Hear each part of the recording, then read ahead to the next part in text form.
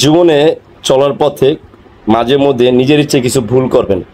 সে ভুল করার কারণে কিছু মানুষকে আপনি চিনতে পারবেন এবং জানতে পারবেন এবং বুঝতে পারবেন কে আপন কে পর। আমি মনে করি, বাট আমার মনে হয় আপনারা আমার সাথে একমত হবেন আজকের ঘটনাটার সাথে। কারণ আপনি যদি চলার পথে অনেক সময় ভুল যদি করতে পারেন বা ভুল করে থাকেন, তাহলে বুঝতে পারবেন কে আপনার আপনজন, কে আপনার প্রিয়জন। তখন আপনি বুঝতে পারবেন আপনার ভালোবাসার মানুষ কে কে। বর্তমানে আপনি দেখেন আপনার চারিদিকে প্রচুর পরিমাণ শুভাকাঙ্ক্ষী, প্রচুর পরিমাণ আপনজন। আসলে কি সত্যি তার আপনজন? তারা কি আসলে আপনার রিয়েলি কাছের মানুষ? কিন্তু আমরা মাঝে মধ্যে তা বুঝতে পারি নাই।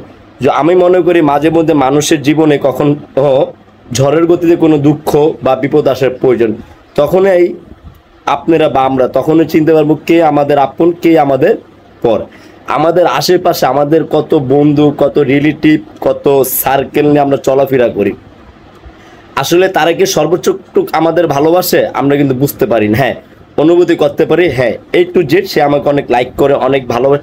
আসলে সত্যি ভালোবাসে আমরা তা কিন্তু জানি না। তো আমি এই প্রশ্নের মেসেজ আপনাকে এর জন্য দিলাম, আমি খানিক সময়ের জন্য কিছু একটা ভুল করেছিলাম। ভুল করার জন্য আমি দেখেছি কে আমার আপন, কে আমার পর, কিন্তু না। যারা আমাকে ভালোবাসে, যারা আমার আপন, হাজার ভুল হলো তারা আমাকে ওখান থেকে তুলে নিয়ে আবার ভালোবাসা দিয়েছে। আর যারা আমার সত্যিকার আপন ছিল না বা যারা আমার আপন হয়ে অভিনয় করেছে, তাদের আসল রূপটা আমি দেখতে পেরেছি।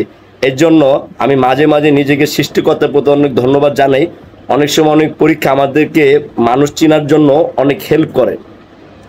আর একটা কথা মনে রাখবেন, আপনার ভিতরের কথা, মনের কথা, অন্তরের কথা কখনো কখনো কখনো কোনো বন্ধু, কোনো বান্ধব বা কারোর কাছে শেয়ার করবেন না। সেগুলো যদি আপনি ধারণ করে ভিতরে পোষণ করে রেখে দিতে পারেন, তাতে আপনার উপকার হবে। আপনি বিশ্বাস করে আপনার কোনো বন্ধু বা আপনার কোনো রিলেটিভের সাথে শেয়ার করেন, কোনো একদিন কোনো এক সময়ের অপেক্ষা তারা কিন্তু আপনার সেই সুযোগটা নিবে। আর তারা এমনভাবে আপনাকে আঘাত দেওয়ার চেষ্টা করবে, আপনি বুঝতে পারবেন না এই মানুষটি আপনার সাথে এই ঘটনা ঘটাইছে বা এই কাহিনীটা হয়েছে। এই যে আঘাত, এই যে হৃদয়ের যে ভিতরে যে কষ্ট, আপনি তা ধরে রাখতে পারবেন না।